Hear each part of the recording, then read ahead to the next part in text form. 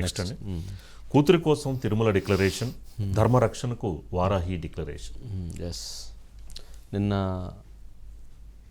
కొండకి చేరుకున్నటువంటి ఉప ముఖ్యమంత్రి పవన్ కళ్యాణ్ గారు ఈరోజు దీక్ష విరమణ చేసి స్వామివారిని దర్శించుకున్నారు. ఆ దర్శించుకునేటువంటి సందర్భంలో వారి చిన్న కుమార్తెకి వారు డిక్లరేషన్, ఎవరైతే అన్నా లెజినోవా కుమార్తె, వీరి చిన్న కుమార్తె అయినటువంటి వారికి డిక్లరేషన్ మీద ఆ అమ్మాయి చేత సంతకం పెట్టించి తాను కూడా షూరిటీగా సంతకం పెట్టి ఆ అమ్మాయిని తీసుకొని స్వామివారి దర్శనం చేయించుకున్నారు.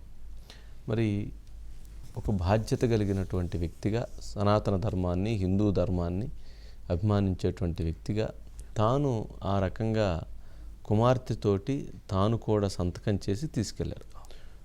మనం 2 రోజుల ముందు గమనిస్తే సుప్రీంకోర్టు ప్రధాన న్యాయమూర్తి చంద్రచూడ్ గారు, ఆయనతో పాటు వచ్చినటువంటి మరొక వ్యక్తి, అతనికి కూడా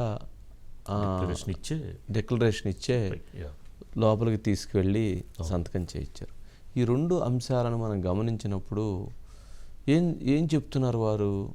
హిందూ ధర్మాన్ని పాటించేటువంటి వాళ్ళు లేదా ఇతర మతస్థులు, అన్య మతస్థులైనటువంటి వారు ఎవరైనా కానీ వారు స్వామివారిని దర్శించుకునేటప్పుడు వారు వారి సాంప్రదాయాలను గౌరవించుకోవడంలో తప్పులేదు, కానీ అలాగే మేము ఈ సాంప్రదాయాన్ని లేదా ఈ హిందుత్వాన్ని కూడా మేము గౌరవిస్తున్నాం అని చెప్పటానికి ఉన్నటువంటి అభ్యంతరం ఏంటి? మరి వీళ్ళందరూ చెప్పి వెళుతున్నారు కానీ వారు చెప్పకున్నటువంటి పరిస్థితి ఏర్పడుతుంది. ఇందుట్లోనే చిన్న ఎగ్జాంపుల్, అంటే వీళ్ళందరూ చేశారు, జగన్మోహన్ రెడ్డి గారు ఎందుకు చేయలేదు? జగన్మోహన్ రెడ్డి గారు చేయకపోవటానికి ఒక దురహంకారమైనటువంటి ఒక భావన ఏంటి ఆయనకి అనే ప్రశ్న వచ్చినప్పుడు, ఇప్పుడు మనము గమనిస్తే ఇప్పుడు వీళ్ళందరూ డిక్లరేషన్ ఇచ్చి వెళ్తున్నారు. మరి జగన్మోహన్ రెడ్డి గారు డిక్లరేషన్ ఇవ్వకుండా గతంలో ఎందుకు వెళ్ళారు? ఇప్పుడు డిక్లరేషన్ ఇవ్వకుండా నేను డిక్లరేషన్ ఎందుకు ఇవ్వాలి, ఇదేం దేశం, ఇదేం హిందుత్వం అని చెప్పని ప్రశ్నించే పరిస్థితి ఎందుకు వచ్చింది? ఈ రెండింటినీ గమనిస్తే మనకి చాలా వ్యత్యాసం ఉంది. అంటే వీళ్ళందరూ ఏమైనా హిందూ ధర్మాన్ని, హిందూ దేశాన్ని వాళ్ళు గౌరవిస్తున్నారు, కానీ ఆయన హిందూ మతాన్ని, హిందూ దేశాన్ని నేను గౌరవించట్లేదని పబ్లిక్గా ఆయన చెప్తున్నారు. దీనికి వ్యత్యాసం ఏంటంటే, ఇక్కడ ప్రతి ఒక్కరూ వారి వారి మతాలని వారు విశ్వసించాలి. వారి వారి మతాల విషయంలో వారు పాటించడంలో నియమ నిబంధనలు తప్పులేదు, కానీ ఇతర మతాలను కూడా గౌరవించాల్సినటువంటి బాధ్యత మనం అక్కడికి వెళ్ళినప్పుడు ఉంటుంది. వెళ్ళకపోతే మనం పట్టించుకోవాల్సిన అవసరం లేదు. మనం వెళ్ళినప్పుడు ఆ మతాన్ని యొక్క గౌరవాన్ని మనం పాటించాలి కదా. ఇప్పుడు గుడిలోకి చెప్పులు వేసుకొని వెళ్ళరాదు, లేదు నేను వేసుకొని వెళ్తాను అని అంటే అది ఎట్లా? అది తప్పు కదా. నువ్వు ఇంకొక మతస్థులు అయినప్పుడు నువ్వు వెళ్ళేటప్పుడు డిక్లరేషన్ ఇచ్చి వెళ్ళాలి. నేను ఇవ్వకుండా వెళతాను అంటే ఎట్లా? ఇప్పుడు మొన్న కూడా జగన్మోహన్ రెడ్డి గారు చెప్పినటువంటి ఆ బయట ఇంటి, ఒకసారి బయట ఉంటే ప్లే చేయండి జగన్, అక్కడ ఒక అభ్యంతరకరమైనటువంటి బయట ఉంది. ఆ బయట ఏంటంటే, నేను 4 గోడల మధ్య బైబిల్ చదువుతాను, బయట నేను హిందువుని, నా మతం క్రిస్టియానిటీ, మానవత్వం అని చెప్పారు. ఇక్కడ 4 గోడల మధ్య నేను చదువుతాను ఎందుకు చెప్పాలి? నేను క్రిస్టియన్, నువ్వు గౌరవంగా చెప్పాలి. ఏంటి క్రిస్టియానిటీ ప్రపంచంలోనే అత్యంత ఎక్కువగా మంది ఫాలో అయ్యేటువంటి క్రిస్టియానిటీ గురించి నువ్వు ఎందుకు తక్కువగా నేను 4 గోడల మధ్య చదువుతాను ఎందుకు చెప్పాలి? నువ్వు చేసుకున్నటువంటి వివాహం క్రిస్టియానిటీలో చేసుకున్నావు, నువ్వు మీ తండ్రి గారు చనిపోయినప్పుడు కార్యక్రమాలన్నీ నువ్వు ఆ మతం ప్రకారంగా చేసావు. ప్రతి సందర్భంలో, ప్రతి కార్యక్రమంలో నువ్వు వాటిని పాటిస్తావు. మరి ఇక్కడికి వచ్చేటప్పటికి నేను 4 గోడల మధ్య అని ఎందుకు చెప్పాలి? అంటే నువ్వు బయటికి అది నేను క్రిస్టియానిటీ అని చెప్పుకోవడానికి నీకు ఎక్కడైనా అభ్యంతరకరం ఉందా? మరి అట్లాగే నువ్వు హిందూ దేవాలయానికి వెళ్ళినప్పుడు డిక్లరేషన్ ఇచ్చి వెళ్ళాల్సి వస్తుందని నువ్వు ఎందుకు తప్పుకున్నావు? అంటే నీకు ఆ హిందుత్వం మీద నమ్మకం లేదా? ఇవన్నీ చాలా ప్రశ్నలు వస్తాయి. మరి పవన్ కళ్యాణ్ గారు మరి ఆయన ఇచ్చి వాళ్ళ కుమార్తెని తీసుకొని తాను సంతకం పెట్టి, అమ్మాయి మైనర్ బాలిక కావడంతో తాను కూడా సంతకం పెట్టి వెంటబెట్టి తీసుకొని వెళ్ళారు. మరి అది విధానం, అది పద్ధతి.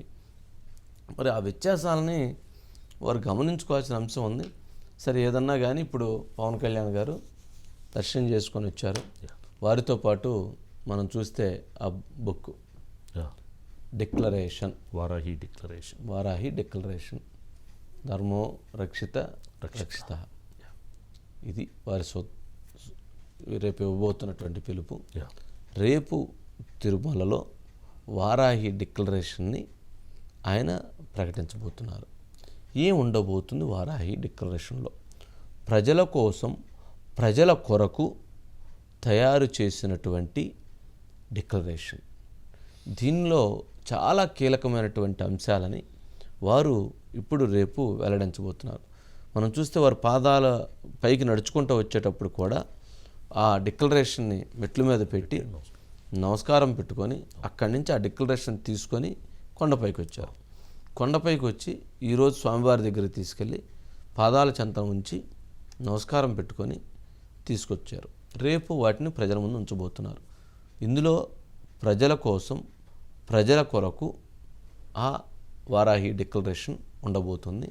ఇది రాష్ట్ర అభివృద్ధిని కాంక్షిస్తూ, సనాతన ధర్మాన్ని ఏ విధంగా ఉండాలని తెలియచేస్తూ, హిందూ ధర్మాన్ని ఏ విధంగా, ఇతర మతాలను ఏ విధంగా మనం గౌరవించాలి అనేటువంటి దాన్ని తెలియచేస్తూ, భవిష్యత్తు ప్రణాళికల్ని తెలియచేస్తూ, ఈ అన్ని అంశాలతో కూడినటువంటి వాటిని రేపు వెల్లడించబోతున్నారు.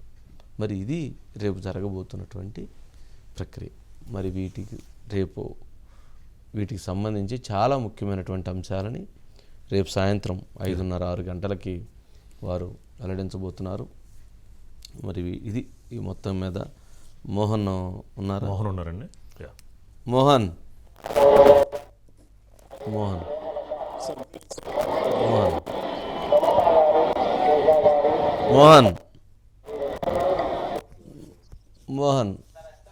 సరే అజిత్ గారు, అదే ఏంటండి మొత్తానికి ఇప్పుడు డిక్లరేషన్, వారాహి డిక్లరేషన్ అంటే చాలా అంశాలు ఉంటాయి, చాలా అంశాలు తెలియజేస్తారు. ఇందులో హిందూ ధర్మాన్ని ఎలా కాపాడుకోవాలో కూడా తెలియజేస్తారు. ఇతర మతాలను కూడా వాళ్ళ మతాలను ఎలా కాపాడుకోవాలి, ఇతర మతాలని ఎలా గౌరవించాలి అనేది కూడా తెలియజేసేటువంటి ప్రక్రియ ఉంటుంది. మరి అంటే నిన్నటి నుంచి చూస్తే పవన్ కళ్యాణ్ గారు సెంట్రిక్గా విమర్శలు చేస్తున్నారు.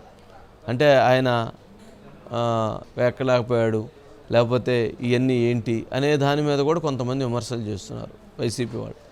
చాలా ఆశ్చర్యకరంగా ఉంది. మీరు వెళ్ళలేదు, సంతకం పెట్టి వెళ్ళాల్సి వస్తుందని మానుకున్నారు. మీరు చేస్తున్నటువంటి మీరు విశ్వసిస్తున్నటువంటి దేవుడి గురించి కూడా మేము ఖచ్చితంగా ఈ దేవుడిని విశ్వసిస్తున్నామని కూడా మీరు చెప్పుకోలేకపోయారు.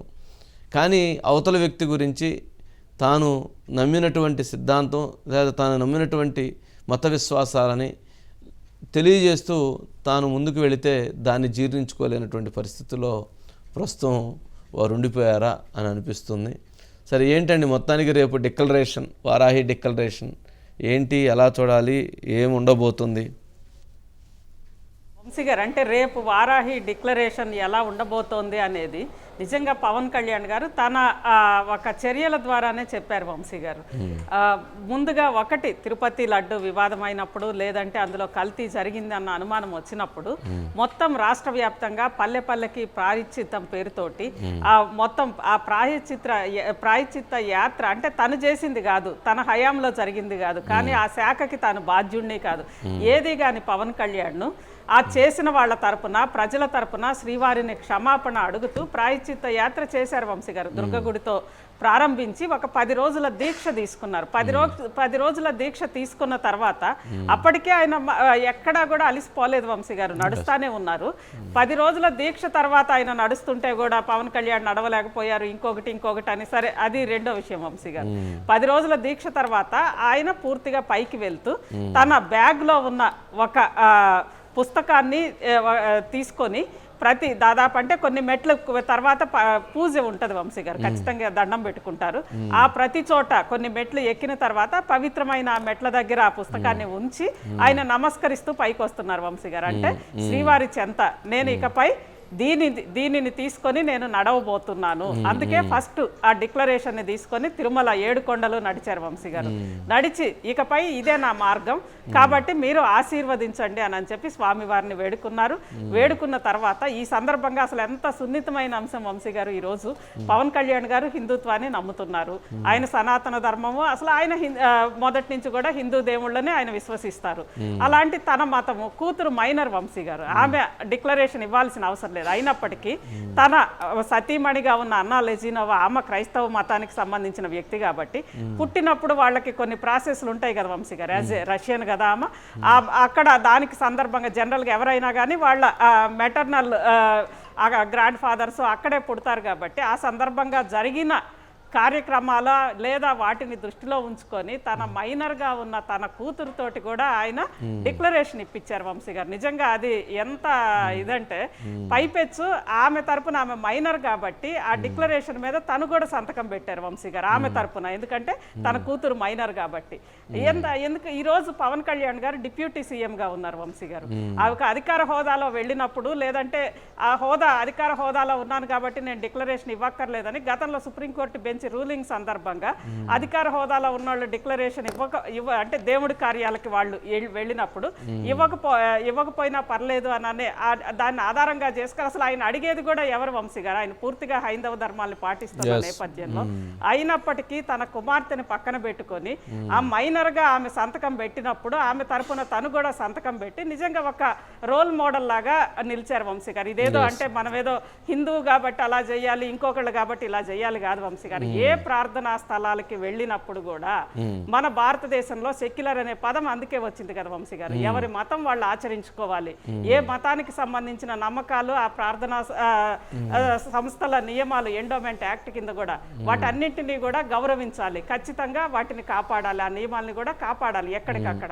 కాబట్టి దాన్ని కాపాడుకుంటే అంటే అసలైన రాజ్యాంగాన్ని పాటిస్తున్న వ్యక్తిగా డిక్లరేషన్ ఇచ్చారు వంశీ గారు. కానీ వైఎస్ జగన్మోహన్ రెడ్డి గారిని చూస్తే గతంలో ఆయన ఒక ముఖ్యమంత్రి కొడుకుగా వెళ్ళారు వంశీ గారు, ఎంపీ కాకముందే వెళ్ళారు 2009లో.